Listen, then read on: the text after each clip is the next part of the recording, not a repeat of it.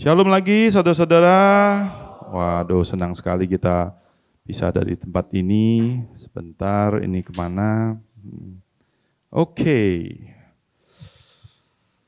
Kemarin waktu pertama kali Pastor Patudu, by the way saya hanya punya waktu 60 menit ya, atau 60 detik. 60 menit ya. 60 menit. Jadi saya berusaha untuk membuat ini sebagai summary aja. Atas apa yang mungkin nanti suatu hari saya akan sampaikan kembali, mungkin di Jogja nanti ya.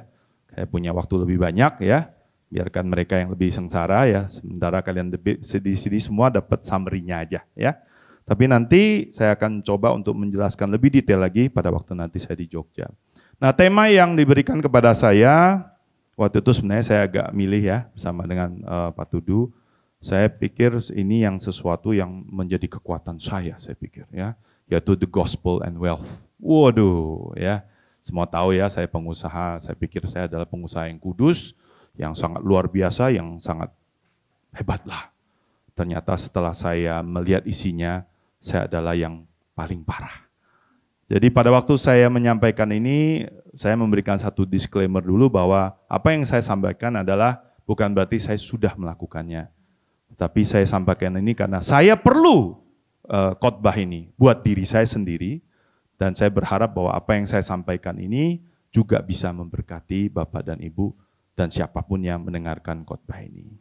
Ya, jadi sekali lagi saya mengaku dosa dulu. Saya bukan orang yang sempurna yang seperti yang disampaikan di sini, tapi ini ada sesuatu yang sangat dahsyat yang sangat-sangat memberkati saya secara pribadi. Nah, kalau kita bicara tentang namanya wealth ya, Yesus itu berbicara banyak sekali tentang yang namanya uang. Sepanjang waktu di dalam masa hidupnya bersama dengan murid-muridnya pada saat itu.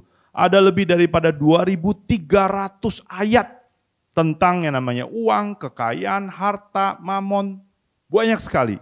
Yesus berbicara tentang uang ini sekitar 25% dalam khotbahnya dari 12 dan dari 39 perumpamaan. Artinya apa? Ini sesuatu yang sangat penting. Ya, sangat penting sehingga itu terus dikatakan, diucapkan oleh Yesus. Tetapi ada banyak pesan yang penting ini, banyak di antara kita yang tidak paham, termasuk saya. Ya, justru makanya ini kita harus melihat kembali, deep dive kepada sebenarnya apa yang dikatakan di sini dan apa yang tersimpan di dalamnya. Kita mulai dulu dengan Matius 6 ayat 19 sampai 34. Saya baca aja biar cepat. Janganlah kamu mengumpulkan harta di bumi di mana ngengat memakannya dan karat membinasakannya dan pencuri membongkar serta mencurinya. Tetapi kumpulkanlah harta di surga di mana ngengat dan karat tidak dapat merusakkannya dan pencuri tidak dapat membongkar dan mencurinya. Dimanapun hartamu berada, di situ juga keinginan hatimu berada. Mata Anda adalah seperti pelita yang memberikan penerangan bagi tubuh Anda. Ketika mata Anda sehat, mata Anda baik, maka seluruh tubuh Anda akan dipenuhi dengan cahaya. Tetapi jika mata Anda tidak sehat, seluruh tubuh Anda dipenuhi dengan kegelapan. Dan jika cahaya yang Anda pikir Anda miliki itu sebenarnya adalah kegelapan. Betapa dalamnya kegelapan itu. Tidak seorang pun dapat mengabdi kepada dua tuan, karena kamu akan membenci yang seseorang dan mengasihi yang lain. Kamu akan mengabdi kepada yang seorang dan menghina yang lain. Kamu tidak dapat mengabdi kepada Allah dan diperbudak oleh uang. Itulah sebabnya aku berkata kepadamu, janganlah kamu khawatir akan hidupmu sehari-hari itu. Apakah kamu mempunyai cukup makan dan cukup minum atau cukup pakaian untuk dipakai? Bukankah hidup ini lebih penting? Saya ulangi, bukankah hidup ini lebih penting daripada makanan dan tubuh Anda lebih penting daripada pakaian? Perhatikanlah burung-burung itu. Mereka tidak menanam dan atau memanen atau menyimpan makanan di lumbung. Karena Bapamu yang di surga memberi mereka makan. Dan bukankah kamu jauh lebih berharga baginya daripada mereka itu? Dapatkah semua kekhawatiran Anda menambah satu momen di dalam hidupmu? Dan mengapa khawatir akan pakaianmu? Lihatlah bunga bakung di ladang dan bagaimana mereka tumbuh. Mereka tidak bekerja atau membuat pakaian. Namun Salomo dalam segala kemuliaannya tidak berpakaian seindah mereka. Dan jika Allah begitu memperhatikan bunga-bunga liar yang ada di sini hari ini dan besok dibuang ke dalam api, Ia pasti akan memperhatikanmu. Mengapa Anda memiliki iman yang begitu kecil? Jadi janganlah kamu khawatir akan hal-hal ini dengan berkata, apakah yang akan kami makan dan apakah yang akan kami minum? Apakah juga yang akan kami pakai? Hal-hal ini mendominasi pikiran orang-orang yang tidak percaya, tapi Bapamu yang di surga sudah mengetahui segala kebutuhanmu. Carilah kerajaan Allah di atas segala-galanya dan hiduplah benar, maka Ia akan memberikan kepadamu segala sesuatu yang kamu perlukan. Jadi, janganlah kamu khawatir akan hari esok, karena hari esok akan membawa kesusahannya sendiri. Masalah hari ini cukuplah hari ini. Pada waktu saya diberikan ayat ini dan saya membacanya. By the way, saya mau mengklarifikasi dulu. Ini sebenarnya bukan khotbahnya saya. Saya ambil ini dari khotbah seorang bernama Timothy Keller. Tetapi percayalah, membutuhkan waktu hampir 3 hari buat saya. Untuk bahkan bisa meramunya menjadi sesuatu yang seperti hari ini. Jadi berbahagialah kalian yang sudah mendapatkan versi yang bisa dimengerti. Ya, jadi banyak sekali contoh-contoh di bawah, saya juga kurang paham, tapi saya tahu banyak sekali yang dia katakan itu sangat luar biasa. Dan saya percaya ini yang mungkin dan saya harapkan bisa memberkati kita semua. Oke, saya mau bagi ini menjadi 3 poin besar, yaitu A, bagaimana uang dan kekayaan itu berkuasa atas diri kita. B, mengapa uang dan kekayaan itu berkuasa atas kita, dan bagaimana kita dapat mematahkan kuasa ini. Kita mulai dulu dengan yang pertama, yaitu bagaimana uang dan kekayaan itu bisa berkuasa atas diri kita. Ini dimulai dengan sesuatu yang disebut tadi di Matius, yaitu mata. Mata. Siapa di sini yang tidak punya mata? Semua punya, terima kasih. Berarti itu adalah sumber jalan masuk bagi semua yang nanti akan kita sebutkan kemudian. Karena semua punya berarti dipastikan semua kita akan mengalami ini, termasuk saya. Nah, mata adalah pelita tubuh. Dikatakan seperti itu. Jika matamu baik, maka seluruh tubuhmu penuh dengan terang. Jika matamu buruk atau tidak baik, maka seluruh tubuhmu akan penuh dengan kegelapan. Demikian juga tertulis di Lukas 11 ayat 34 sampai 36. Karena saya harus cepat sekali, maaf saya nggak bisa kasih terlalu banyak contoh. Tapi intinya seperti di ayat 35, pastikan bahwa cahaya yang Anda pikir Anda miliki sebenarnya bukanlah kegelapan. Jika Anda dipenuhi dengan terang tanpa ada sudut yang gelap, maka seluruh hidup Anda akan bercahaya. Seolah-olah ada lampu sorot yang memenuhi Anda dengan cahaya. Berarti asal muasalnya adalah apa yang kita lihat. Dan apa yang ada di dunia yang kita lihat. Betul ya? Oke. Nah di Lukas 12 ayat 14 dan ayat 15, jawab Yesus, teman, siapakah yang mengangkat aku menjadi hakim atas kamu untuk memutuskan perkara-perkara seperti itu? Lalu ia berkata, waspadalah, berjaga-jagalah terhadap segala macam keserakahan atau ketamakan. Hidup kita tidak diukur dari berapa banyak yang kamu miliki. Jadi kalau kita bicara tentang namanya keserakahan dan ketamakan, memang asal muasalnya dari apa? Dari mata. Benar nggak sih? Ya dong, apa yang kita lihat kan? Ya dong, kalau kita nggak lihat kita tahu apa? Apa enaknya nih, kita nggak tahu. Mungkin ada indera yang lain, tapi mayoritas karena kita melihat. Ya kan? Melihat cewek yang lain, ya kan? Melihat orang naik Ferrari, ya kan? Kok enak dan banyak. Oke? Saya nggak kasih tambah contoh ya karena waktunya sangat mendesak. Nah, saya mau tampilkan di sini bahwa kita semua manusia, bahkan orang dunia mengakui bahwa kita punya yang namanya 7 dosa yang mematikan, the 7 deadly sins. Ya, nomor 1 adalah pride, kesombongan. 2 adalah greed, yang akan kita bahas dengan sangat mendalam. Nomor 3 adalah lust, hawa nafsu. Nomor 4 adalah envy. Nomor 5 adalah gluttony. Nomor 6 adalah wrath. Nomor 7 adalah sloth, yaitu kemalasan. Nah, saya mau deep dive sekali di sini, yang namanya greed. Jadi kalau Anda lihat di internet, greed itu adalah mamon. Ya, greed itu adalah mamon. Ya. So, greed itu adalah sebuah keserakahan dan ketamakan. Dosa yang apa? Nah, ini yang sangat menarik. Ini yang diajarin sama Ngkong Tim ya. Orang itu tidak suka membicarakan kalau dia itu serakah atau dia itu tamak. Seperti saya, ya. Tapi badan saya membuktikan itu, ya. Nomor 2, orang biasanya menyangkal bahwa mereka serakah. Ya, pasti semua enggak, tapi saya yang ngaku, ya. Nomor 3, menggelapkan dan membutakan mata kita secara rohani. Masa sih? Ya. Dan dia sangat pintar menyembunyikan dirinya sendiri. Ini adalah dosa yang paling pintar ngumpet. Ya.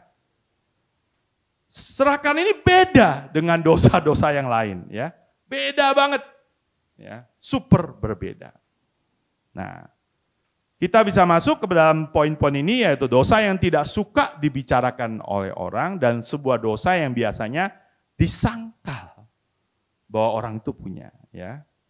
Contoh ini kita kasih gambar yang saya minta Bang Dani untuk. Saya serakah.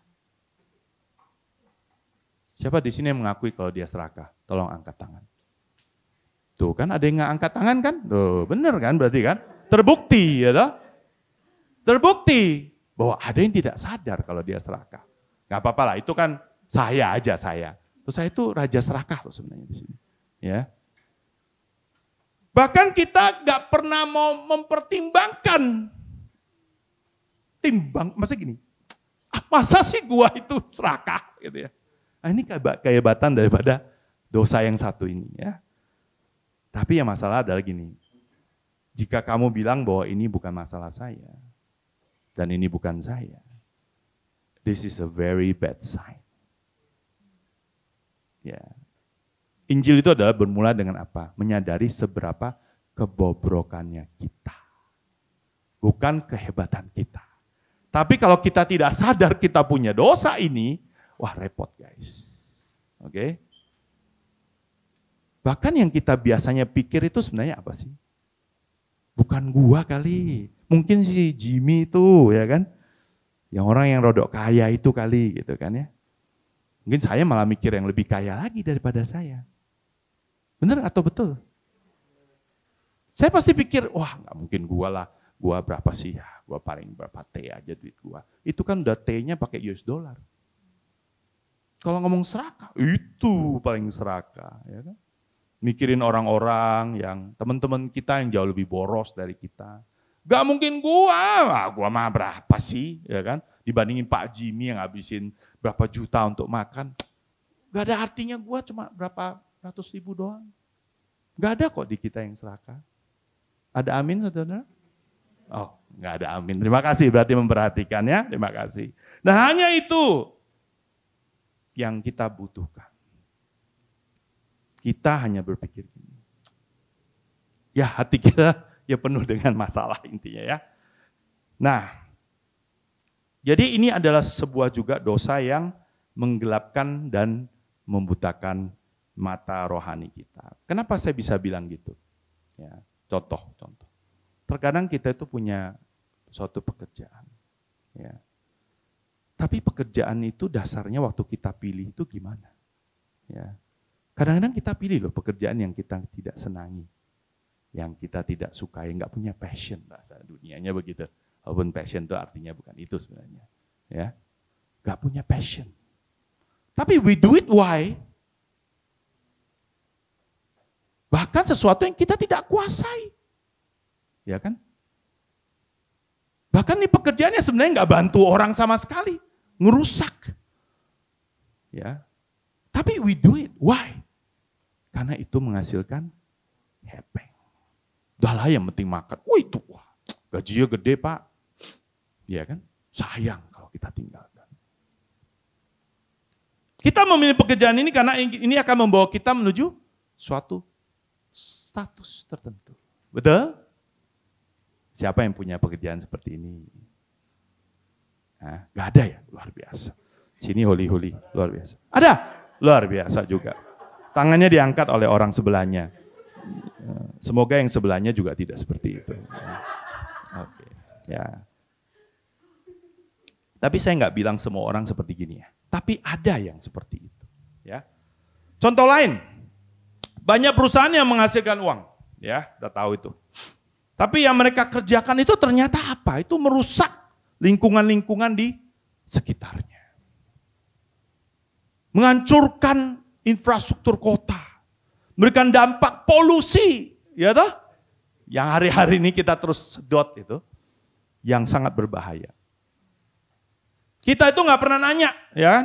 Nggak pernah mikir mau ke sana pun mikir, enggak lah, saya nggak mau pikirin itu. Yang kayak gitu, nanti buat saya nggak pengen melakukan itu. Padahal cuannya bagus, udahlah saya tutup mata aja. Mata lagi ditutup. Betul? Kita tidak mau tahu, kita tidak mau pikirin, kita juga nggak mau tanya hal-hal yang sulit itu sebenarnya. Ya kan? Sebenarnya apa sih yang nanti saya kerjakan atau perusahaan itu yang membuat saya itu bisa benar-benar membantu orang. Saya masih punya waktu berapa? Oh aman. Oke. Baru 5 menit ya? Hah? Oh, 15, oke. Oh, sudah 44, siap. Nah, kita itu sebenarnya begitu. Ada orang-orang, ini saya nggak bilang semua orang ya. Tapi ada banyak orang yang menghalalkan apapun. Menghalalkan apapun. Demi menghasilkan uang yang kemudian bisa membawa mereka dalam suatu status tertentu dan sebagainya. Nah, inilah yang disebut dengan yang namanya kebutaan itu. The blindness. The darkened eye. The blind eye. Oke? Nah, ini ada sebuah dosa yang menyembunyikan dirinya sendiri. Ya. Percaya nggak kalau ini dosa yang menyembunyikan dirinya sendiri? Contoh, ini saya ngomong contoh apa adanya ya. Kamu tuh kan nggak perlu, ini kita semua lah ya. Kalau misalnya ada satu orang, maaf loh ya, maaf nih ini bukan siapapun yang ada di tempat ini hanya sebuah contoh aja. Misalnya ada orang melakukan perzinahan. Ya. Kalau kita melakukan sebuah perzinahan gitu, apakah orang itu nggak tahu kalau dia sudah berzina? Atau orang itu bisa pura-pura, oh ini bukan istri gua ya? Ada nggak yang begitu?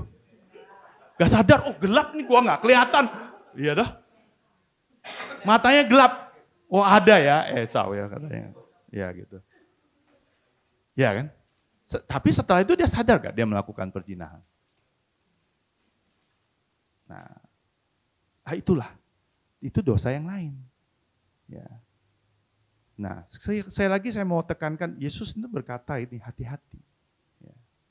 Kamu itu mungkin serakah loh. Ya. Karena kenapa? Keserakahan ini betul-betul harus kamu serakah loh. Tapi kalau berzina, berbohong ya, membunuh, kan tahu kita. Tapi kalau serakah, bisa ngumpet. Maka ini sangat memberkati saya sekali ya. Ini sesuatu yang jarang dibicarakan. Ya, kalau membahas soal mamon itu, yang dibahas adalah mungkin ada gimana supaya hidupnya diberkati. Gitu kan. Tapi tidak kembali kepada core-nya. Core-nya dosanya ini.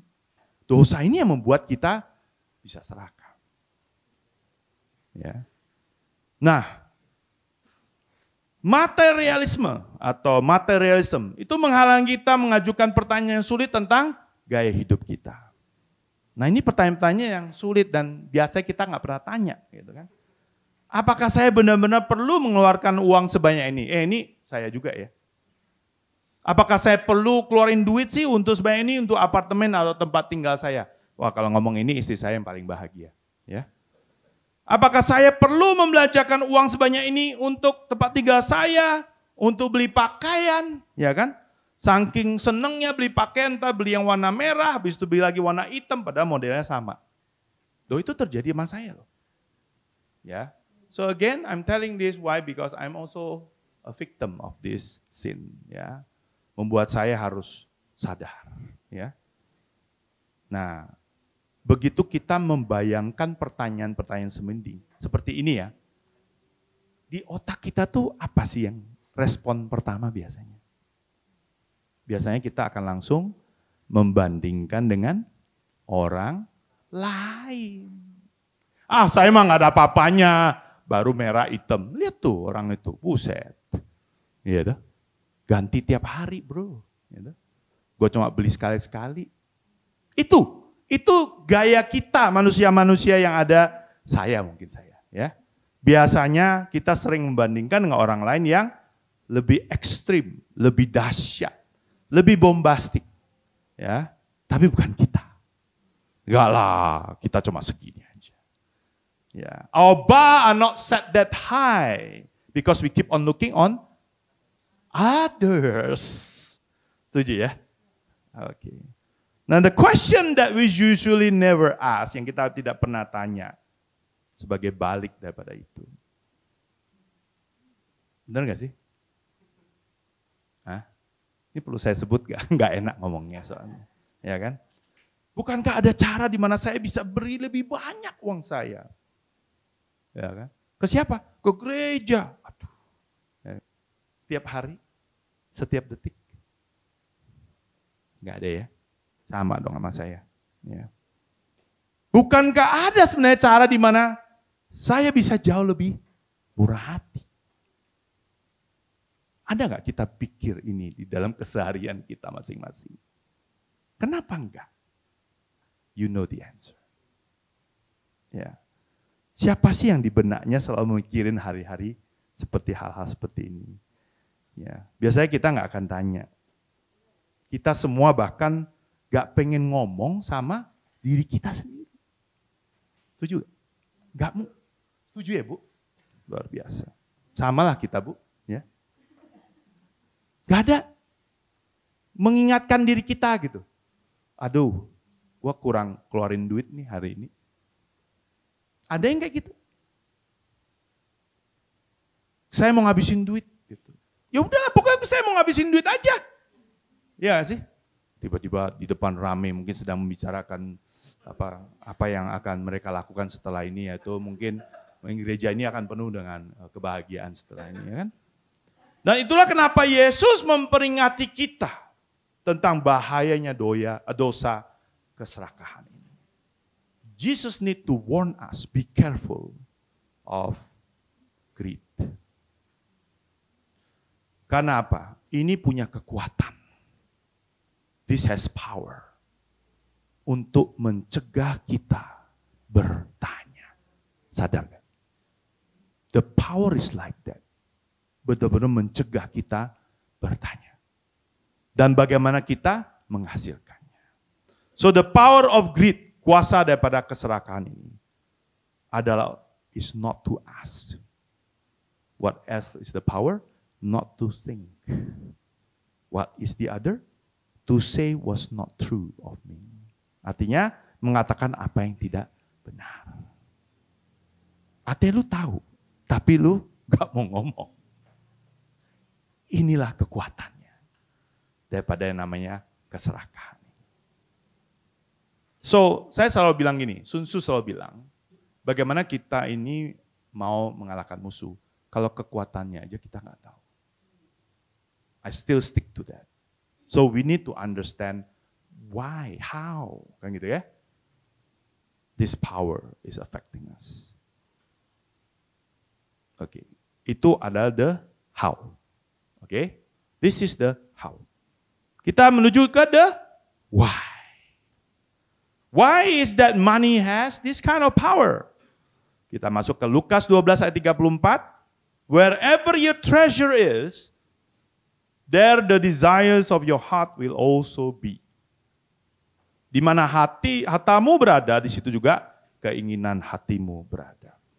Yesus bilang, di mana hartamu berada, di situ hatimu. Di mana hatimu betul-betul rest.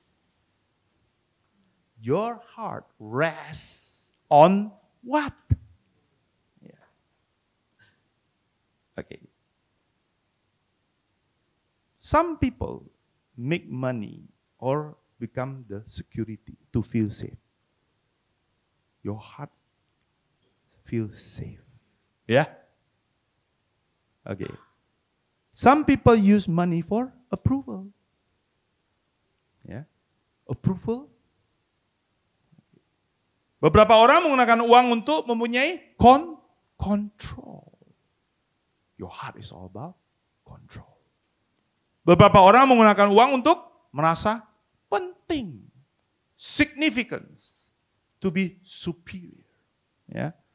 Beberapa orang melihat orang lain dari seberapa banyak uang yang mereka miliki atau kita miliki. Seperti saya semua ini. Loh, saya begini. Saya juga melakukan ini. Gak ada yang begini ya. Kasihan deh saya. Nah, contoh, fakta bahwa kita itu mampu tinggal di suatu tempat tertentu. Ya. We are able to live in a certain place. Ya.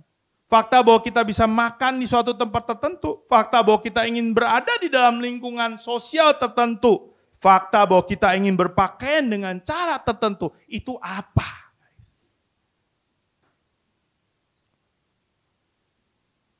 That's the power. Ya. Nah, Yesus berkata di sini, apa yang Yesus berkata di sini? Bahwa kekuatan uang adalah bisa memberikan kamu semua itu. Ya.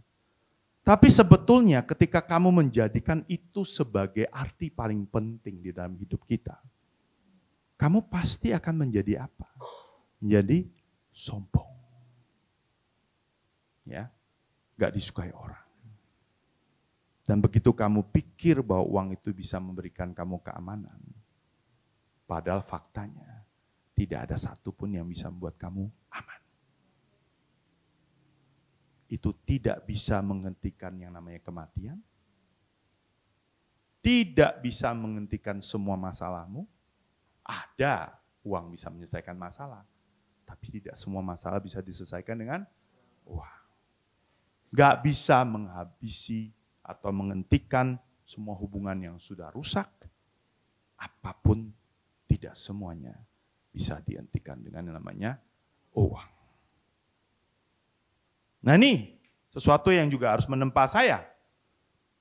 Jika Anda tidak suka orang-orang kaya seperti saya, jika Anda tidak suka gaya hidup mereka, jika Anda benci mereka, jika Anda merasa lebih benar daripada orang kaya, maka Mamon juga punya kuasa atas diri Anda.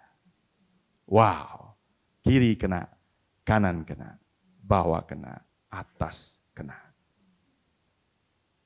Don't think ini hanya kepada orang-orang yang punya duit. Ya, yang nggak punya duit pun tetap punya masalah. Ya, so this is the reverse, but exactly the same thing. Bagaimana reaksi kita terhadap orang kaya? Banyak dari kita tuh sebel sama orang kaya. Ya, saya ampuni kalian semua. Aduh benar atau benar, udah gitu kan. Pasti saya mau dimanfaatin, betul gak? Oh dia mau pakai duit untuk towards my influence, influence-nya kepada supaya kalian semua satu-satu kita peralat, betul gak? Ya. Kamu bilang, lihat uangnya, lihat tuh rumahnya, ya, lihat semuanya. Ya. Kita bahkan bisa merasa lebih unggul, ya, dari orang ini. Loh bener gak sih? Kadang-kadang saya kalau lihat Bill Gates, dia cuma gitu doang. Apa sih? Manusia juga. You understand? That's this power. Gila gak? Nah, ini benar-benar menunjukkan bahwa uang itu punya kekuatan atas Anda tanpa terkecuali. Ya. It really shows the lack of spiritual wealth in you. Benar-benar menunjukkan kurangnya yang namanya humility. Ya. Nah, jika Anda iri kepada orang kaya, tapi kamu juga memuliakan mereka. Wah, ya, itu, woi, kaya nih. Saya deket-deket, gue deket, urapannya nempel. Ya kan? Ya. Berarti punya kuasa juga kepada kita. Ada amin, saudara? Amin. Tapi kalau kita juga iri pada orang kaya, sampai gini, oh gila, gue bisa sampai bisa satu ruangan ya sama siapa gitu ya. Gila, ini apartemennya keren banget. Ini juga menunjukkan money has power over you. Nah, Yesus Kristus berkata bahwa mengejar hal-hal ini tidaklah dapat menambah 1 menit atau 1 jam dalam hidup kita. Udah berapa menit kita? Oh, mantap, kecil. Ya.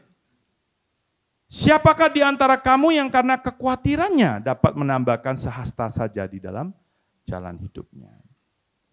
Sekali lagi saya mau menekankan bahwa it's God who is in control of all this. Money is not going to turn you into God. Ya. Uang itu tidak akan bisa mendapatkan sedikit pun kontrol dan mengubah kita menjadi Tuhan. Nah, yang paling penting adalah, dan saya punya waktu setengah jam, betul? Luar biasa. Yang paling penting adalah ini. How do we break the power of money in our lives? Bagaimana kita bisa mematahkan kuasa daripada uang ini di dalam hidup kita? Matius 6 ayat 9 sampai 11, ya. Janganlah kamu mengumpulkan 9 sampai 11. Oh, salah nih ya. Janganlah kamu mengumpulkan harta di bumi, di mana ngengat memakannya dan karat membinasakannya dan pencuri membongkar serta mencurinya. Tetapi kumpulkanlah harta di surga, di mana ngengat dan karat tidak dapat merusakkannya dan pencuri tidak dapat membongkar dan mencurinya. Dimanapun hartamu berada, di situ hatimu berada. Nah, itulah yang dia maksud, Yesus maksud dan katakan bahwa itu penting untuk diketahui bahwa semua orang di dalam pusat jiwa mereka memiliki sesuatu yang pasti mereka treasure. Saya ulangi ya. Semua orang di dalam pusat jiwa mereka pasti ada sesuatu yang mereka treasure. Itu berarti artinya apa? Apa artinya kita treasure something? Itu berarti melihat sesuatu itu dan mengisi hati kita dengan keindahan dan nilai tingginya. Paham ya? Oke. Nah, ada satu film yang pasti banyak orang di sini sudah nonton, ya. Film. Oke. Namanya Lord of the Rings. Yang belum nonton, habis itu tolong nonton, ya. Ini adalah sebuah buku fantasi, ya, cerita fantasi yang sangat terkenal, blockbuster movie, sebuah cerita tentang yang namanya sebuah cincin, the rings, ya, makanya Lord of the Rings, ya. Cincin ini shiny, mengkilap, dan begitu memikat siapapun. Dan siapapun yang memilikinya, dia akan menyebutnya the precious. Precious. Mirip gak? Oke. Ya. Oke. Semua orang yang mendapatkan cincin ini, ya, dalam artian tertentu, itu berada di bawah kuasanya cincin. Benar gak? Yang udah nonton, amin. Oke. Semua yang lihat ini cincin, pasti bilang ini adalah the precious. Yesus berkata bahwa di dalam pusat jiwa semua orang ada sesuatu yang berharga. The precious. Ya. This is the thing that if I have it, ya kan? Ini analoginya kan? Kalau gue punya ini, kalau gue punya cincin ini, right? Everything will be worth it. Betul gak? Because it has power, ya kan? It has all the thing that I desire. Everything, apapun lah, saya bunuh orang pun untuk mendapatkan ini. Itu yang terjadi di film Lord of the Rings. Artinya kita akan diperbudak, betul? Oleh sesuatu itu. Now, everybody must have something to treasure. Itu juga. It might be money. It might be career. It might be your status. It might be even romance. It might be your family. Semua orang pasti punya sesuatu untuk di-treasure. Now let's ask ourselves, what is our treasure? This is the most important question of the day. Tanyakan kepada diri kita, apa yang sebenarnya kita paling hargai? What is it? Apa itu? It is the one that can make you say, kalau saya punya ini, maka semuanya akan worth it. Begitu jiwa kita menghargai itu begitunya. Kita akan membayar dengan harga berapapun untuk itu. Kita akan melakukan apapun untuk mendapatkannya. Karena ini adalah satu-satunya yang paling sepadan. Alkitab mengatakan bahwa setiap harta di dunia ini akan membuat Anda bahkan mati untuk memilikinya. Saya ulangi. Alkitab berkata bahwa setiap harta di dunia ini akan membuat kita bahkan bersedia mati untuk memilikinya. Because those harta itu will say, die for me. Those precious, die for me. Ya? Okay. Tapi ada satu orang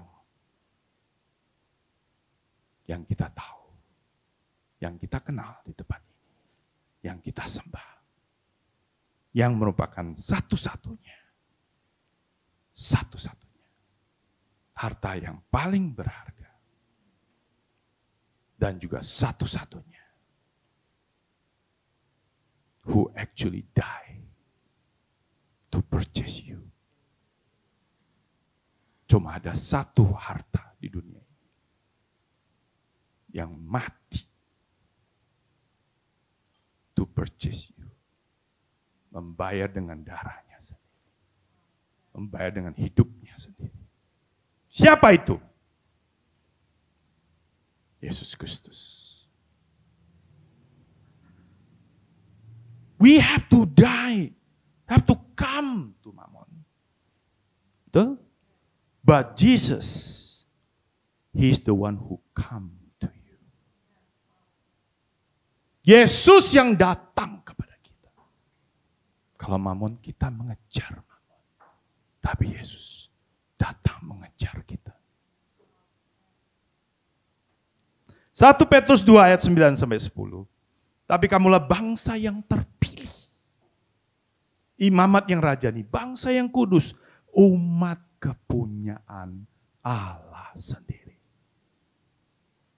Umat kepunyaan Allah sendiri. That means apa guys? You are His treasure. We are His treasure. And for this, untuk ini, Yesus bersedia lose all His treasure. Untuk kita ini yang manusia-manusia yang pantas mati ini, Yesus rela lose all His treasure. Supaya apa? So you could be His treasure. Mungkin Yesus bisa berpikir gini, udahlah, anything is worth it. Nothing would be worth losing them. Anything would be worth saving them. Even it meant that I have to die, Jesus said. Even if I have to suffer. Even if I have to go to hell. So how we can release ourselves from that worldly treasure. Next. Only if apa? Only if you make Jesus your treasure. This is the only way. This is really the only way. Hanya jika kita menjadikan Yesus sebagai satu-satunya harta yang paling berharga. Hanya jika Yesus adalah the only heavenly treasure. Only if you treasure Him, you will be actually be released from all the power of mammon. Haleluya, amin. Beri tepuk tangan dong untuk Tuhan Yesus. But first, gimana Anda bisa menjadikan Yesus sebagai harta yang paling berharga? Pikirkan apa yang Dia lakukan dengan harta-hartanya. What did He did? Dia Tuhan. He is, but He was Lord. Dia tuh Tuhan, God. He was God. He already have the highest status nobody here can have. He had the ultimate security. He is the security. And He is also the Son of the Father. But we know, kita tahu semua, ketika Dia turun ke bumi, apa yang terjadi kepadanya di atas kayu salib. He was stripped naked. Dia ditelanjangi dari semua yang merupakan miliknya. Dari semua kepunyaannya. Pernah bayangkan gak di atas kayu salib itu berapa menderitanya? Yesus. Loh, Yesus laut aja Dia bisa suruh tenang. If you have that power, can you stand there? On the cross. Wow. He was spiritually stripped out of a sin that He did not do. Dia hilang semua hartanya. He lost all his treasure on the cross. Why? Why? He must have died for something. Ya dong? He died for us. We only die for our precious. He died for us.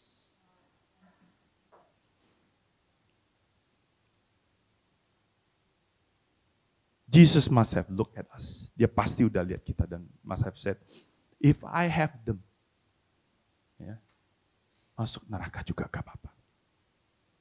Aku mati juga gak apa-apa. It will be worth it. Ini pasti akan sepadan. Yesaya 53 ayat 4 sampai 11. Masih punya berapa waktu saya? Oke.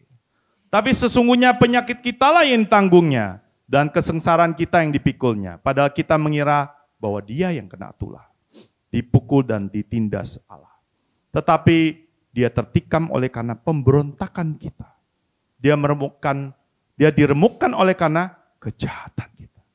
Ganjaran yang mendatangkan keselamatan bagi kita itu ditimpakan kepadanya. Dan oleh bilur-bilurnya kita menjadi sembuh. Kita sekalian sesat seperti domba, masing-masing kita mengambil jalannya sendiri. Tetapi Tuhan telah menimpakan kepadanya kejahatan kita sekalian. Dia dianiaya, tetapi Dia membiarkan dirinya ditindas dan tidak membuka mulutnya. Seperti anak domba yang dibawa ke pembantaian, seperti induk domba yang keluh di depan orang-orang yang menggunting bulunya, Ia tidak membuka mulutnya. Sesudah penahanan dan penghukuman Ia terambil, dan tentang nasibnya siapakah yang memikirkannya? Sungguh Ia terputus dari negeri orang-orang hidup, dan karena pemberontakan umatku Ia kena tulah. Orang menempatkan kuburnya di antara orang-orang fasik, dan dalam matinya Ia ada di antara penjahat-penjahat. Sekalipun Ia tidak berbuat kekerasan. Dan tipu tidak ada di dalam mulutnya. Tetapi Tuhan berkehendak meremukkan Dia dengan kesakitan. apabila ia menyerahkan dirinya sebagai korban penebus salah. Ia akan melihat keturunannya, umurnya akan lanjut, dan berkehendak Tuhan akan terlaksana olehnya. Sesudah kesusahan jiwanya, ia akan melihat terang dan menjadi puas. Siapa ini? Yesus Kristus. Yesus menjadi puas. Dia puasnya sangat berbeda dengan kita. Kita puasnya akan hal-hal dunia. Tapi dia puasnya karena dia melihat kita. We are safe. Itulah kepuasan daripada Tuhan. Itu yang akan membuat kita terbebas dari kepuasan yang kita cari dari dunia. Ada amin, saudara-saudara. The question is, the $1 million question. Apakah Anda tahu bahwa Yesus treasure you? Siapa di sini yang tahu? Apakah Anda tahu bahwa Yesus itu begitu peduli dengan kita? Apakah kita tahu bahwa Yesus itu mati bahkan buat kita? Apakah kita tahu bahwa Yesus benar-benar berpikir itu? For all that, it's worth it. Ada amin? That alone will free you. This alone will free you from the power of mammon.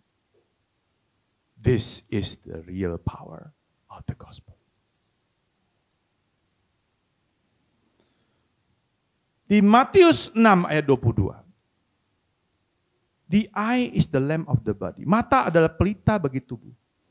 Jika mata Anda baik, seluruh tubuh Anda akan penuh dengan cahaya. If your eyes are good, then your whole body will be full of light. The word good artinya banyak meaning in Greek. Also mean generous. Cincai. Kata baik itu juga sebenarnya memiliki arti ganda, yaitu murah hati. Ini lawannya serakah. Ini lawannya tamak. Orang Kristen yang benar-benar sudah dimerdekakan dari uang dan menemukan Yesus sebagai harta berharga mereka akan murah hati. Itu tandanya. Ya. We will always be looking for ways and opportunities. Untuk apa? Looking at our friends, our neighbors, at our church, looking at the poor, at the city, looking at ways to give. This is how we can see not just the faith, but the fruit. Nah, pertanyaannya adalah yang paling susah, berapa banyak? Kita masih punya berapa menit? 5?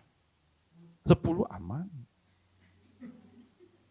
Saya kira saya akan tidak mencapai target Pak Pendeta. Aman Pak Pendeta. Nah, kita harus lihat ya, apa yang Yesus sudah lakukan. Ketika Yesus treasure us. He treasure us sacrificially. Dia berkorban. Betul? Dia men-treasure kita dengan sebuah pengorbanan. Nah, bagi banyak orang, kalau udah ngomong namanya berkorban, pasti ngomongnya adalah perpuluhan. Pasti nggak sih? Yesus itu melampaui yang namanya perpuluhan. Yesus memberikan nyawanya sebagai perpuluhannya. Ya. For most people tapi, bagi banyak orang, ya, kasih 10% itu masalah. Enggak, ini literally masalah, bukan masalah serakah. Ya. Tapi keluar 10% itu masalah. Benar, saya tahu itu. Saya pernah ada di dalam masa seperti itu. Waduh, suruh keluarin 10%. gimana ya? Ya. Tapi untuk orang-orang lain, 10% it doesn't mean anything. 10% per bulan itu tidak memberatkan sama sekali. So sebenarnya 10% itu bukan intinya. Itu cuma sebuah aturan. Tapi yang menjadi intinya adalah the cross. Salibnya. Pengorbanannya. Yeah. The question is there a cross in your life? Is there a cross also in your economic life? Jadi kalau Yesus adalah harta yang paling berharga, we will all love the poor. We will all love the rich. And we will all give our money joyfully, deliberately, happily. We'll keep on looking for ways to give. Itulah tanda bahwa the power of greed, the power of mammon, the power of this sin terlepas. Tapi bukan dengan cara berpikir yang lama. Bahwa kita mengharapkan ada berkat. Bukan. Salah. Dengan kita memandang kepada Yesus. Yesus yang sudah rela mati buat kita. Yang melihat kita ini harta yang sebenarnya tidak berharga menjadi berharga.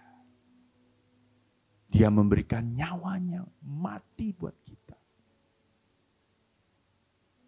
Disitulah harga dan harta yang paling bernilai. Yang paling bernilai sudah bukan lagi apa yang tadi kita bicarakan. Tetapi yang paling bernilai adalah Yesus sendiri. Yang sudah mati bagi kita semua yang ada di tempat ini. Ada amin, saudara-saudara.